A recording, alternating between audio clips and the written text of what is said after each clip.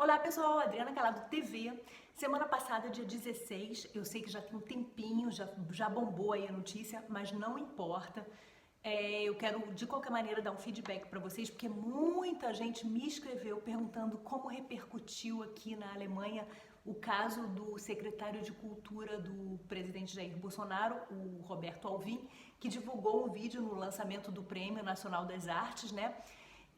Parafraseando um discurso do ministro da propaganda do governo do Hitler, né, nazista, Joseph Goebbels. Gente, Joseph porque em alemão não se fala J, tá? Não, se fala o J é I. Então por isso eu falo Joseph, se vocês ouviram o Joseph, sei lá. Mas aqui na Alemanha é Joseph, tá? Então, bom, o discurso, vou falar para vocês, o discurso do Goebbels, para quem não viu ainda, não leu ainda, que foi em 8 de maio de 1933, falava o seguinte: a arte alemã da próxima década será heróica, será de um romantismo ferrenho, será objetiva e sem sentimentalismos, será nacional, com grande patos e será ao mesmo tempo igualmente obrigatória e vinculante, ou não será nada. E o discurso do Roberto Alvim foi: a arte brasileira da próxima década será heróica e será nacional. Bem parecido, né? Será dotada de grande capacidade de envolvimento emocional e será igualmente imperativa, posto que profundamente vinculadas às aspirações urgentes do nosso povo, ou então não será nada. O final do texto é idêntico, né? É idêntico ao Joseph Goebbels. Eu sei que ele já foi exonerado, eu sei que ele já foi demitido, mas o brasileiro, né, o Roberto Alvim, pelo presidente Jair Bolsonaro, eu sei que ele já foi demitido, mas eu acho, gente, eu pensei, faço vídeo, não faço vídeo, a notícia já aconteceu, já bombou aí no Brasil, mas eu não tô fazendo vídeo pra bombar, não tô fazendo nada disso, eu tô fazendo porque, gente, se aqui na Alemanha sempre tem documentários sobre o nazismo todos os dias e a Segunda Guerra terminou em 1945, por que não fazer um vídeo uma semana depois, né? Por que não lembrar desse ser, de quem foi essa pessoa? Por que não refrescar a cabeça das pessoas para verem a gravidade que foi o movimento do nazismo, né? Eu acho que às vezes tem gente que não tem noção da gravidade que foi o nazismo, né? Que matou milhões de judeus. Então, eu pensei, quer saber? Passou já um tempo, eu sei que eu tô atrasada na notícia, mas eu não tô aqui para dar notícia, eu tô aqui só para refrescar a cabeça de vocês mesmo. Eu fiz uma pesquisa, né? Claro, para falar bem para vocês a biografia dele, né? Eu pesquisei na revista Abril.com.br, na BBC Brasil e na revista Galileu. Respondendo a pergunta de muita gente que me escreveu perguntando se repercutiu aqui na Alemanha, é claro que repercutiu em todos os jornais. Inclusive, eu tive uma amiga, por exemplo, que ela é de Nuremberg, exatamente onde foi o foco do nazismo, né? Nuremberg foi a cidade sede do nazismo. Eu fui lá e via vários vídeos, e vi o local também onde aconteciam os maiores discursos nazistas, onde Hitler reunia o maior número de pessoas, né, possível do nazismo, era ali em Nuremberg, e ela me escreveu e mandando o link perguntando se eu sabia disso, né? E, gente, eu tava muito atolada, não tive como fazer o vídeo antes, né? Trabalhando muito, e para vocês terem uma ideia, a alemã me escreveu, mas muitos brasileiros também me escreveram me perguntando. Repercutiu sim, claro, né? Na televisão eu não vi, porque eu não estava vendo televisão na semana passada, mas eu vi em jornal impresso, né? Impresso. Bom, vou falar um pouco da história de Goebbels. Goebbels nasceu na cidade de Düsseldorf, numa cidadezinha industrial, tá? Em Düsseldorf, no oeste da Alemanha. Ele nasceu em 1897, morreu em 1945, 2 dias depois da morte de Hitler, tá? Ele foi ministro da propaganda de Hitler entre 1933 a 1945. Ele filiou-se ao Partido Nazista em 1924. Gente, como eu não tenho prompter, eu tenho que ler, tá? Desculpa. 2 anos depois, foi promovido a líder distrital de Berlim. Em julho de 1932, Hitler informou a Goebbels que ele pretendia colocá-lo como o novo ministro da propaganda, né? Porque assim, Goebbels estudou filosofia, tá? Alemã, e ele escreveu inclusive livros, né? Ele escreveu manuscritos e mandou para editoras. Só que editoras acharam os manuscritos dele muito radicais e nenhuma editora quis publicar o livro dele. E ele resolveu fazer publicação independente, né?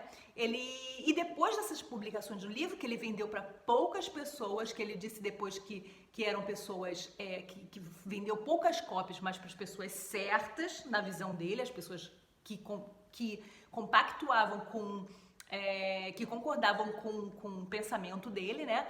Depois disso, ele procurou o Partido Nazista. E aí ele conheceu Hitler. Hitler com certeza leu os manuscritos dele, viu que ele pensava na mesma linha dele e convidou ele, simpatizou, né? E convidou ele para ser o seu ministro da propaganda. Em 1933 foi apontado como novo diretor. E qual era o objetivo do ministério, gente? O objetivo desse ministério da propaganda do nazismo era fazer uma lavagem cerebral nas pessoas, né? Na população alemã. Era fazer com que a população alemã odiasse os judeus, odiasse tudo que não tudo que não fosse de acordo com o pensamento nazista, né?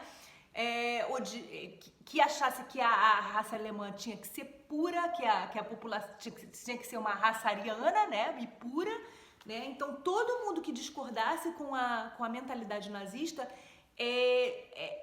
era visto como errado, era visto como que iria atrasar a Alemanha. Então essa era a função do Ministério da Propaganda, era convencer as pessoas de que o nazismo era o melhor movimento para a Alemanha e para os alemães na época, né? Então, e quais foram as formas de domínio, né, do Goebbels, do Ministério da Propaganda? Cinema, rádio, teatro, imprensa. Ele estava na tutela de tudo, né? Ele era o responsável por toda essa parte. E tudo que fosse de rádio, que aparecesse em cinema, rádio, televisão, teatro, tudo isso, tudo que fosse contra os pensamentos nazistas era censurado, né? Obviamente não eram aceitos, né? Ele censurava todas as informações que não tivessem a ver com o nazismo, né? Bom, aos 35 anos, segundo a enciclopédia do Holocausto, do Memorial do Holocausto nos Estados Unidos, Goebbels era o ministro mais jovem do gabinete, tá? Isso é só a nível de curiosidade para vocês. Censura, então ele censurava todas as ideias que fossem antinazistas ou que tivessem outro estilo de vida que não combinasse com o nazismo, né? Ou seja, ele tinha um controle absoluto sobre rádio, jornais, cinema e teatro. Os textos eram permitidos se fossem favoráveis ao nazismo, ou seja, não aceitava textos de jornalistas que fossem contra o nazismo, tá? Os livros, teve a queima de livros, inclusive de alguns livros, de alguns autores judeus principalmente, né? Judeus ou pacifistas, ou anarquistas, ou comunistas, ou liberais. Ele promoveu uma queima de livros em 1933, inclusive. Imagina, gente, era um regime completamente autoritário, né? Você não aceitar nenhuma ideia diferente da sua de um autoritarismo absurdo, né? Então, não aceitava nenhum jornalista que fosse comunista, anarquista, socialista, liberal, enfim. Houve essa queima de livros, de alguns livros, né? O Goebbels chegou a declarar: a era do pretenso intelectualismo judeu vai acabar. Segundo o biógrafo Longerich, ele declarou inclusive isso, né?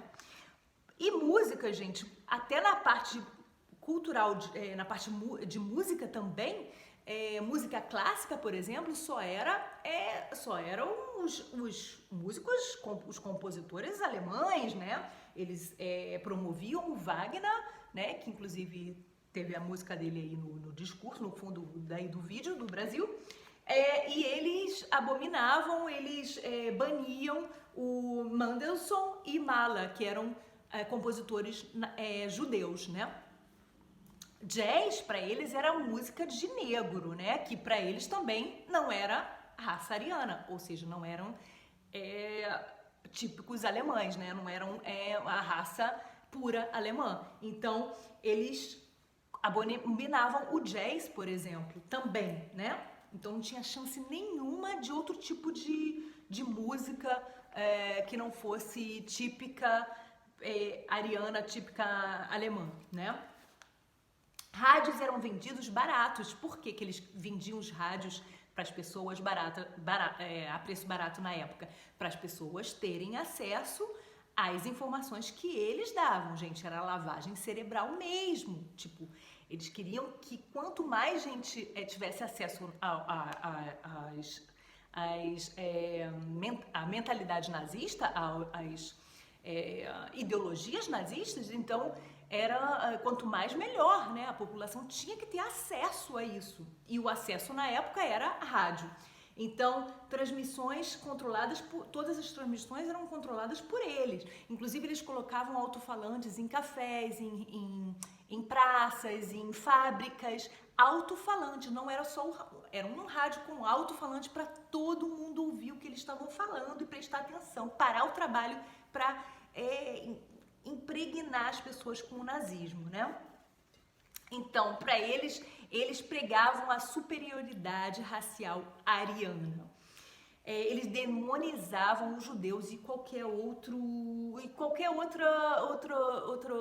povo que não fosse a favor do nazismo. Eles colocavam a ideia de que eram inimigos, tá? Então, a marca da propaganda do Hitler também era rádio mais vídeo. Eles sempre colocavam na mesma hora rádio com vídeo, né? Para as pessoas ficarem bem, não só ouvirem, como também verem, né? Fotos do Hitler, gente, eu fui no museu em Nuremberg, era muita bandeira da suástica que era espalhada nas ruas, sabe? Eram muita bandeira mesmo. Era tipo... a cada 100 metros uma bandeira, sabe, com a suástica, que é aquele símbolo, né, do nazismo, né, e do Hitler também, e enfim, todos os uniformes do governo e de prédios públicos eram com a bandeira, que era também com a suástica, né, então era realmente... As imagens eram muito fortes também, né? Fotos do Hitler e slogans também espalhados na Alemanha por toda parte. Acabem com o comunismo, livre a Alemanha dos judeus, como se os judeus fossem a pior praga do mundo mesmo, né?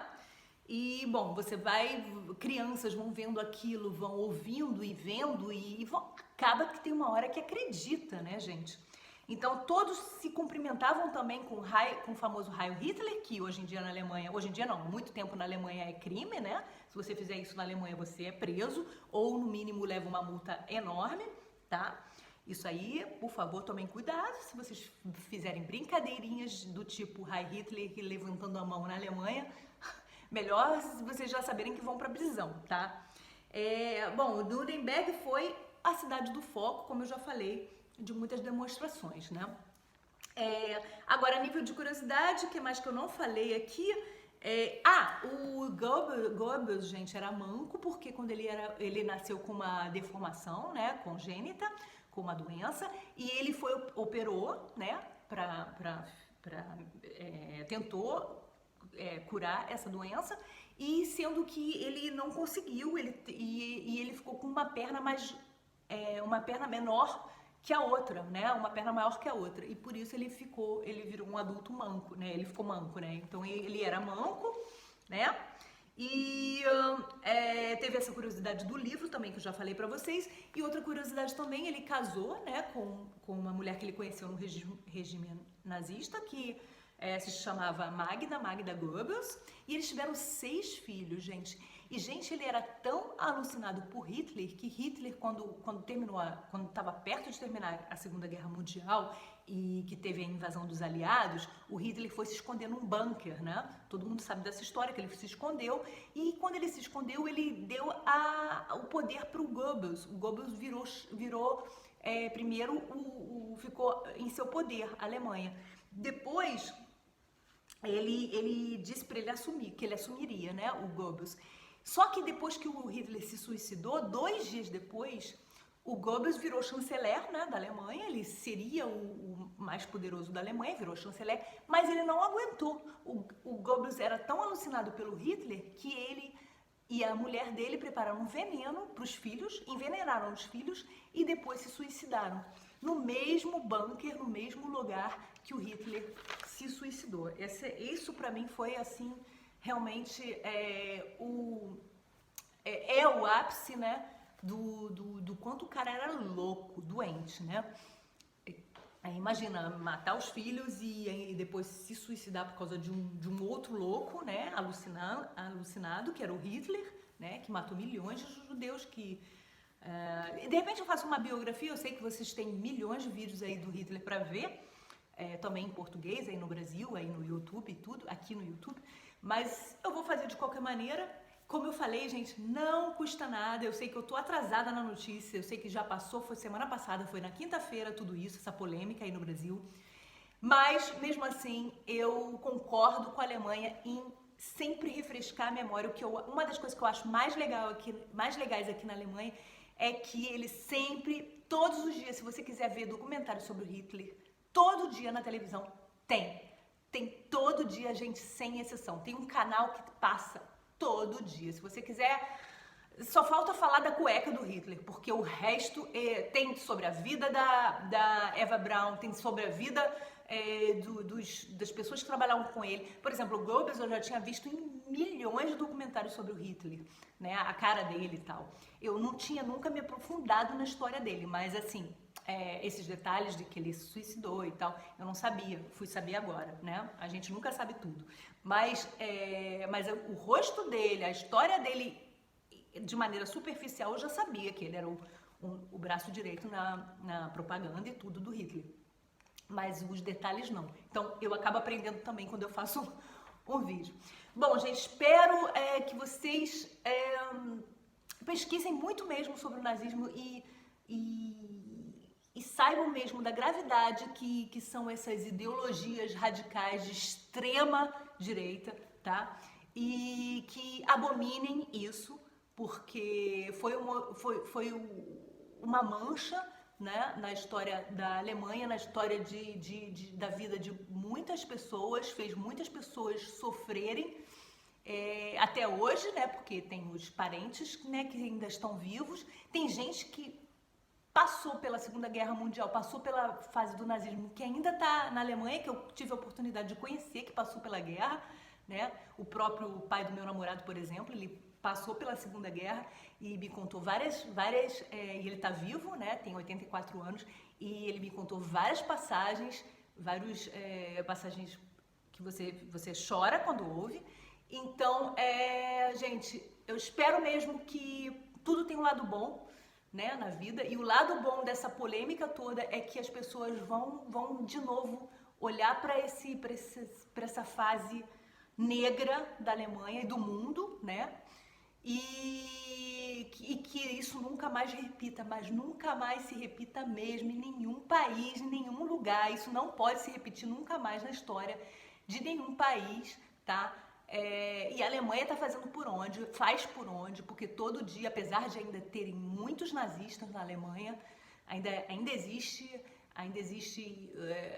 vários movimentos de extrema-direita também, independente de serem nazistas, mas que têm tendência à extrema-direita, que são também muito fortes ainda, mas mesmo assim, a Alemanha, de um modo geral, a televisão, a mídia, o governo, fazem de tudo para abolir esse tipo de... banir esse tipo de ideologia. Então, nunca é demais falar sobre isso. E é isso, gente. Espero que eu tenha contribuído por algumas informações aí a mais, né? Sempre tem alguma coisa a mais que a gente pode aprender, né? Eu pesquisei em 3 fontes e quanto mais eu fui lendo, mais eu fui descobrindo coisas. Então leiam bastante, descubram aí, vejam o máximo de vídeo possível. É isso. Beijo e boa sorte aí no Brasil. Até o próximo vídeo. Tchau, tchau.